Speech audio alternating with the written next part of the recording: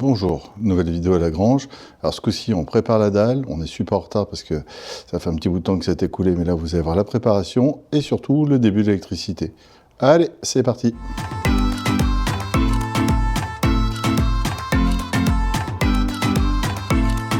Alors hier, petite journée, j'ai pas beaucoup bossé, en fait je pensais que j'y passerais la journée, mais j'ai pu y passer qu'un bout de la matinée et encore j'étais un peu fatigué, donc je ne vais presque pas bosser. Aujourd'hui, je vais commencer, je vais virer là, tous les gravats qu'il y a un peu partout. Ça c'était quand on a viré les fenêtres, là, quand on a fait cette fenêtre là, il y a du gravat. Là, il y en a un peu, là-bas aussi, tout le long, là on n'est pas parfaitement de niveau. Je vais essayer de remettre tout ça d'aplomb pour qu'on puisse être de niveau pour mettre l'isolant. Et si j'ai le courage, derrière, j'ai toujours mon tuyau de sortie là fixé. Et je vais commencer à mettre l'isolant périphérique là tout le long, qui sera en liège.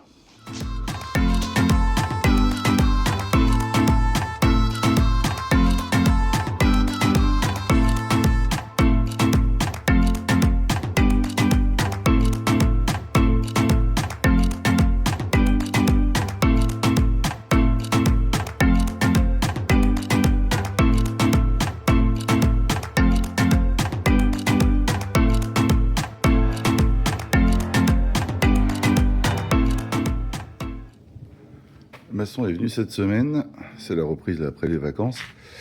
On est fin août, donc tout le monde va commencer à reprendre, la fin septembre aussi, fin début septembre, on a le charpentier qui arrive. Donc il a commencé à poser l'isolant par terre, en laissant, donc c'est l'isolant sous dalle, du PMS, un 10 cm d'épaisseur. Et tout autour, là comme ça, il en met un petit bout pour désolidariser la dalle du sol, pour que le froid rentre pas. Après, donc ici, ce sera recoupé. Là, dans les endroits comme ça, là, on va recouper ici. Et après, l'isolant viendra se poser. L'isolant, il y a une couche d'isolant qui vient ici, là. Donc là, j'ai 145 d'isolant, 145 d'isolant. Et ces 145 viennent se poser ici à fleur, de façon après à avoir une rupture complète et pas de froid qui peut passer au niveau du sol.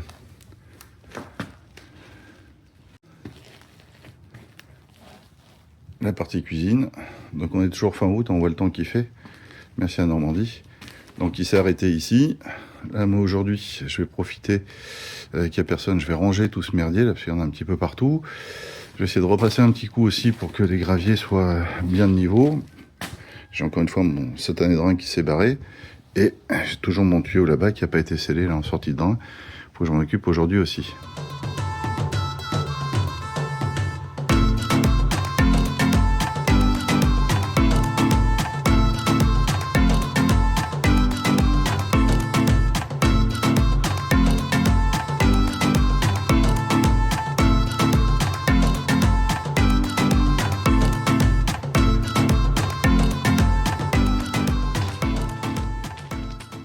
Alors ça, c'est le début de la désolarisation de la dalle. En fait, ici, pour désolidariser la dalle, on va pas mettre comme de l'autre côté du TMS, on met du liège expansé. Alors, pourquoi liège expansé? Parce que ça laisse passer l'eau, en fait. Ça va pas être complètement étanche, et ça permettra à la base des murs de pouvoir respirer un peu. Donc c'est ce truc-là, c'est juste infernal à poser. Je ferai un gros plan après tout à l'heure, c'est juste infernal à poser, ça se casse. On a dû découper les morceaux qui faisaient 50, donc c'est David qui m'a fait un grand coup de main, merci à lui, pour pouvoir découper ça. Donc on les a découpés, et après c'est cassant, c'est sale, j'en ai plein la figure, c'est vraiment dégoûtant. Rajoutons à ça que les murs sont bien sûr pas droits, hein, parce que les murs ils sont comme ça ici aussi, donc il faut viser à peu près donc, dans un joint pour pouvoir se positionner. Et puis après on met ça avec des rondelles spéciales isolantes, c'est le truc traditionnel. Donc c'est pas forcément très régulier, mais il n'y a pas besoin, puisque après, de toute façon, la dalle vient légèrement au-dessus. Il y a l'isolant là qui va arriver, là donc j'ai ma partie isolant, ma partie dalle, et ça viendra légèrement en dessous, et ça me permettra après de pouvoir couper à raser propre. Et on mettra une grosse plainte après un petit peu partout, qui viendra masquer ce truc-là partout. Parce que ici, là on est dans l'espace qui correspondra au dressing après. Donc on va certainement plaquer, mais c'est pas encore sûr, on verra, peut-être laisser des bois parents pour que ce soit joli. Partie buanderie, ici, c'est forcément plaqué pour un problème d'hygiène. Et par contre, sur toute la partie salon, là, ce sera complètement ouvert. Donc, je serai obligé de laisser tout comme ça. Alors, un petit peu plus de lumière. Voilà les fameuses dalles là, de liège aggloméré. Donc c'est un matériau, donc c'est assez dense. Ça s'effrite complètement, c'est noir. Je sais pas si on voit mes mains là pour avoir bricolé un petit peu avec. C'est très très très cassant, très fragile. Donc il va falloir faire super attention. Bon après de toute façon c'est sous la dalle, pas contre la dalle, donc c'est pas gênant. Mais c'est quand même pas le plus rigolo. Enfin c'est le premier isolant qu'on met ici, mais c'est pas le plus rigolo à poser. Alors cet après-midi, le maçon est passé. Donc, moi j'ai pas fini du tout, mais lui il a commencé, il a posé un bidim, un géotextile sur le caillou. Il a commencé à étaler un peu partout là du sable. Donc il en met 1 ou 2 cm à peu près, donc il va réétaler après proprement avant de pouvoir mettre l'isolant sur cette partie. Et moi ce soir je me rattaque à nouveau à ce truc là, donc je vais essayer de finir tranquillou ça, tout mon tour là en liège avant qu'il revienne demain.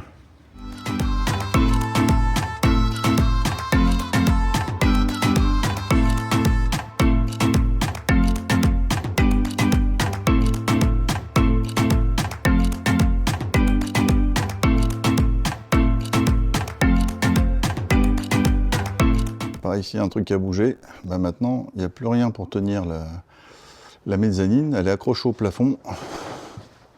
Je vais monter après pour montrer. Mais voilà, en temporaire, ils ont mis un petit bout de bois. Et après, ce sera donc un poteau métallique. Enfin, c'est un truc métallique qui sera repris là sur la charpente et qui viendra soutenir ce bout-là. Et comme ça, en dessous, ici, on n'aura rien du tout. Il n'y aura pas de poteau, rien du tout. Il y a eu pas mal de finitions de fête aussi, là il manquait ce qui s'appelle des sous-glaces, là. Il en manquait 2 ou 3. Donc tout ça, ça a été mis, surtout en haut, et en haut, il a rajouté aussi pas mal de choses, et je vais monter pour vous montrer tout de suite. Donc vue du haut maintenant, donc là pour l'instant, c'est juste un morceau de bois dont j'ai oublié le nom, donc là il y a un renfort qui a été posé ici, alors qui sera masqué, après lui il sera dans l'isolant, donc ça c'est pas forcément gênant, on le verra pas. Il est venu aussi pareil, remettre quelques renforts ici. Il y a des finitions là qui ont été faites, qui n'avaient pas été faites au début. Il manquait des sous-glaces, ça s'appelle. Hein. C'est ces barres là, ici, là, qui viennent retenir les poutres, même si les poutres sont déjà bien fixées. C'est juste un renfort supplémentaire. Il a rajouté la poutre ici, qu'elle par contre, je me demande si on va pas essayer après de la reteinter. Après c'est que c'est du pain, c'est pas du chêne. Je vais essayer de la reteinter quand même pour essayer d'arriver à la même tête que le reste. Parce que les grandes là restent apparentes. Il y a une partie là qui va rester apparent. Tout ça, ça reste apparent. Mais ça, c'est du chêne. Donc je vais avoir un peu de mal à colorer ça de la même façon. Donc je vais le garder quand même. On verra à la fin si j'arrive à le teinter. Si j'y arrive pas, bah, ce sera dans du placo. Parce que là, ici, on est dans du placo. Dans les trucs qui ont bougé aussi, le maçon était là aujourd'hui, il a commencé à poser au sol le treillis, c'est pas encore fixé, c'est pas fini, il y a des trous un peu partout. Il a commencé à poser le treillis, donc un polyane, un treillis, donc on a isolant, polyane, treillis, et puis bah, il va finir ça pour pouvoir couler tranquillement la semaine prochaine notre dalle.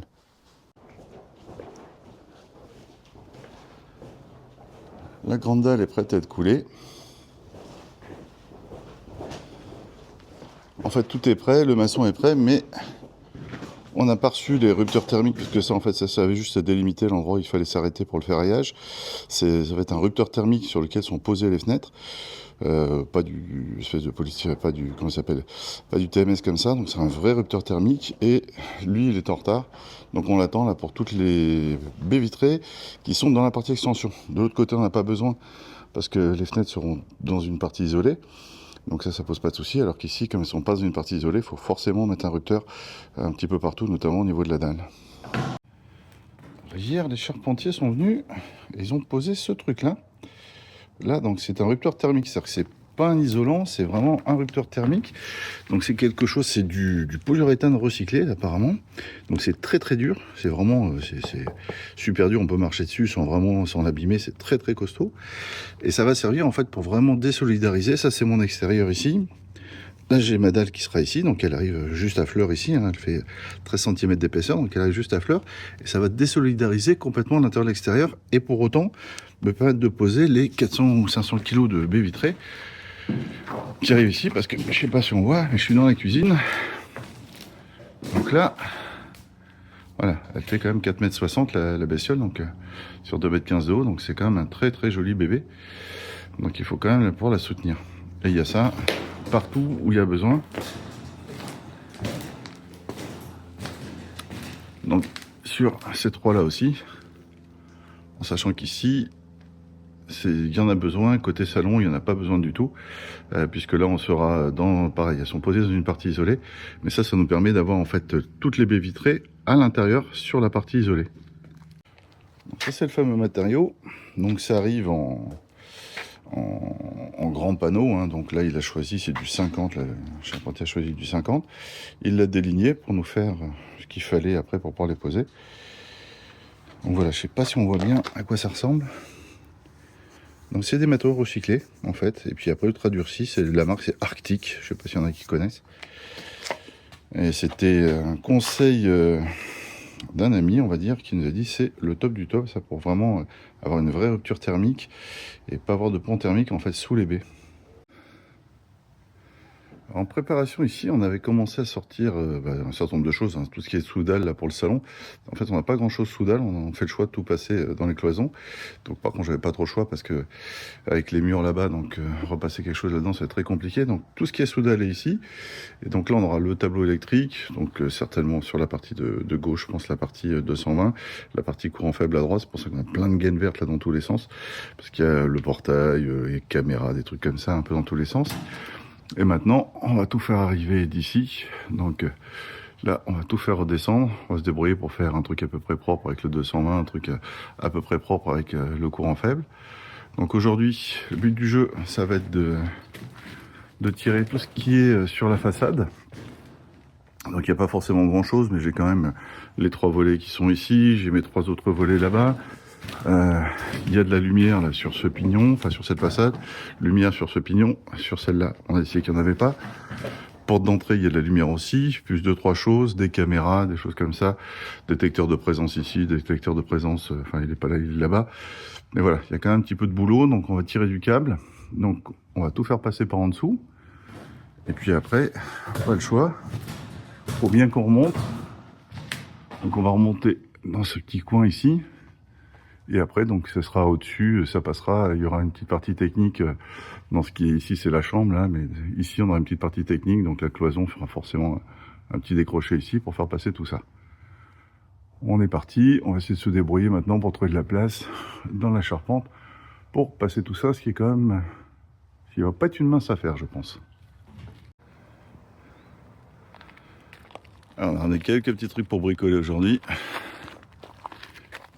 Du câble, parce qu'on va passer un petit peu de lumière, toute la partie réseau, KNX et puis réseau là-bas, puis bien sûr 2-3 outils, parce que sinon ce serait pas un vrai chantier si on n'avait pas 2-3 jouets quand même.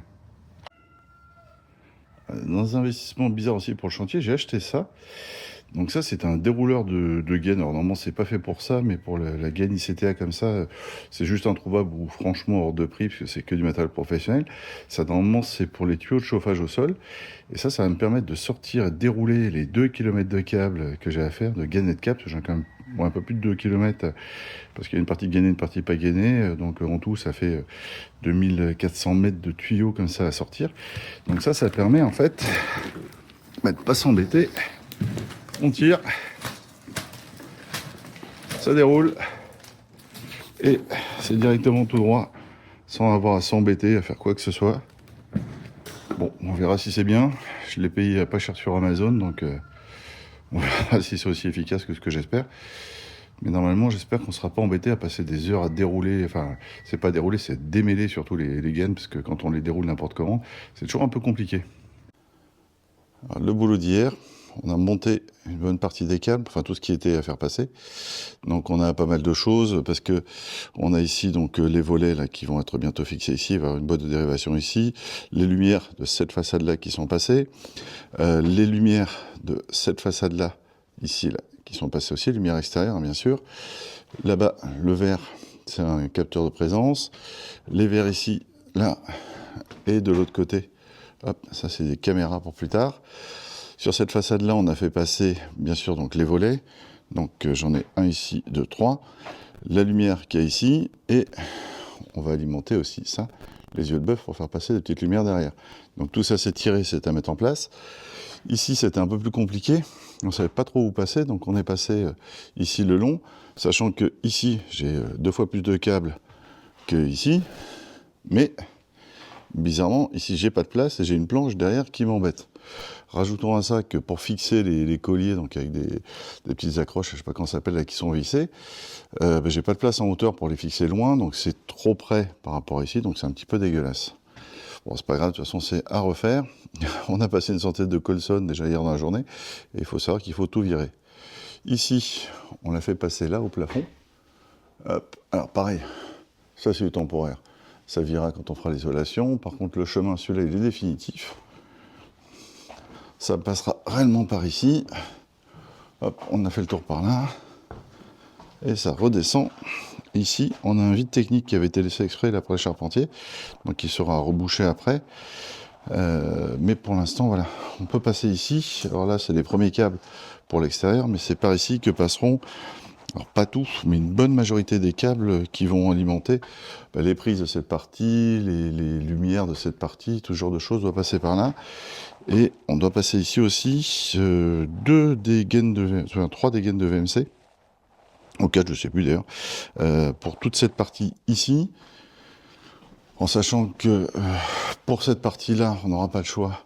Gaine de VMC, elle devra passer donc par ici pour aller d'une part ici et d'autre part tout là-bas au bout.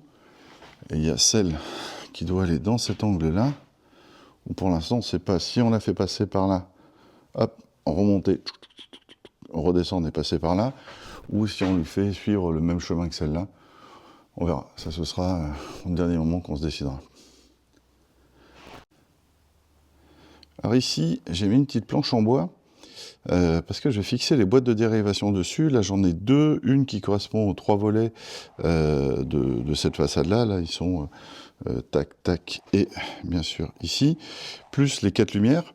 Donc, j'ai besoin d'avoir une boîte de dérivation. Les boîtes de dérivation, je veux pas du tout qu'elles soient cachées, qu'elles soient pas accessibles après. Donc, ici, sur cette petite partie-là, on a dit qu'il y aurait une petite cloison qui viendrait quelque part ici, là, pour cacher ça. Parce que j'ai encore mes certainement 2 gaines, peut-être 3, de VMC qui doivent passer. Donc, c'est pour ça que la trappe est assez grande. Et donc, les gaines de dérivation, je vais les mettre là-dessus. Comme ça, ça restera accessible ou au moins pas trop caché. Ça, c'est le matériel qui va être utilisé pour les boîtes de dérivation. Du Wago, donc standard, exprès pour les tailles de câbles que j'utilise, la régie dans 1.5, et des petites boîtes Wago qui vont bien. Hop, comme ça, on les range là-dedans, tout propre. Hop, je prends jusqu'à 4, j'en ai que 3, j'ai besoin que d'en mettre 3. Mais ça va faire un truc, je pense, tout propre, que j'aime beaucoup. Alors là-dessus, c'est pas du câble, hein, c'est de la gaine tréfilée qui passe, donc en dessous, là, j'aurai un petit bordel avec mes comment ça s'appelle, mes gaines. Bon, c'est pas gênant, mais au moins, j'ai un truc tout propre, ça se fixe au mur, ça se referme, et c'est tout beau. On va s'y coller tout de suite.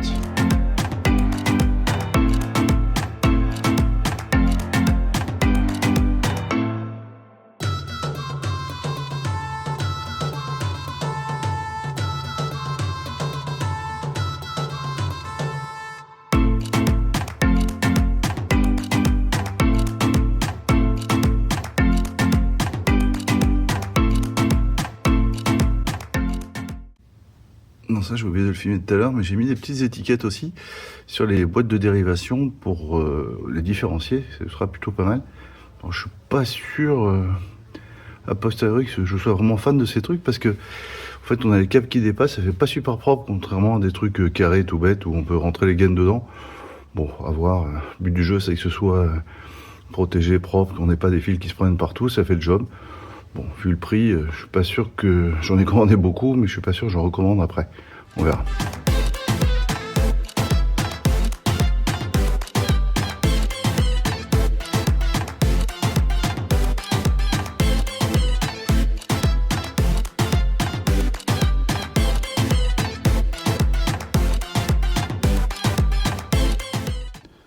Maintenant, on s'attaque au bas pour ranger, nettoyer tout ça.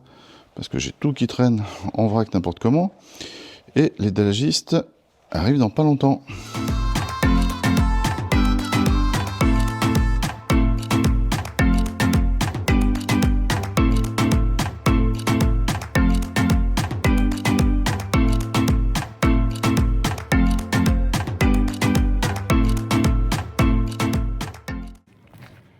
Un petit retour là sur ce dérouleur de câbles. Donc normalement, c'est pas fait pour ça. Ça c'est un truc pour, je crois, du chauffage au sol ou quelque chose comme ça. Donc je l'ai acheté sur Amazon, vraiment pas très très cher.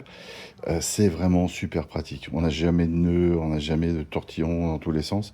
Le seul souci, c'est là où il faut se méfier, c'est que le diamètre ici, et ben là, c'est super grand. Et donc, on a certaines bobines de fil là, qui passent les doigts dans le nez et d'autres qui passent pas du tout. Donc c'est un petit peu galère. Il a fallu bricoler, forcer un peu. Ça dépend en fait. Tout vient du même endroit. Hein. On va pas se cacher, c'est du Leroy Merlin. Et bien Leroy Merlin, ils ont pas les mêmes diamètres tout le temps. Ça doit dépendre de la production, de la fabrication. Mais sinon, c'est quand même vraiment pratique, quoi. Pas un nœud, tout ça, c'est franchement un bon truc, un bon investissement, ça. Bon, mais ça, c'est laver de tous les câbles, avec déjà donc, tout ce qu'il y avait. Il n'y a pas que de l'électricité là-dedans, il y a d'autres trucs, hein. Il y a de l'eau, il y a des trucs encore. Là, c'est la future zone technique. Tous les câbles arrivent ici, donc j'ai tout rattaché comme ça là-bas. Alors, c'est pas génial, mais bon, le but du jeu, c'est qu'aujourd'hui, on soit protégé, enfin, on soit loin du sol quand les étagistes vont venir. Et surtout, demain, il va falloir tout refaire. Là, il y a un faux plafond standard en placo sur cette partie-là. Donc là on voit la grosse poutre, on est 7-8 cm, 8 cm en dessous je crois. Donc de toute façon tout ça sera reposé sur le faux plafond. Et en plus de ça, j'ai des tonnes de choses à rajouter derrière, parce que là il va falloir électrifier là, ces deux parties-là, électrifier le couloir, l'entrée, etc., etc. Il y a des prises un peu partout ici. Donc c'est juste le début, mais ça permet au moins de dégager l'espace. C'était chaud à faire, hein, parce que le petit échafaudage que j'ai utilisé, posé là-dessus, là, sur la ferraille, ça bouge dans tous les sens, c'est juste un enfer. Donc c'était franchement pas agréable, mais bon, voilà, au moins c'est fait. Et maintenant, donc, les délagistes peuvent venir pour nous faire couler notre chape, qui arrive dans pas longtemps. Mais ça, ce sera une autre vidéo.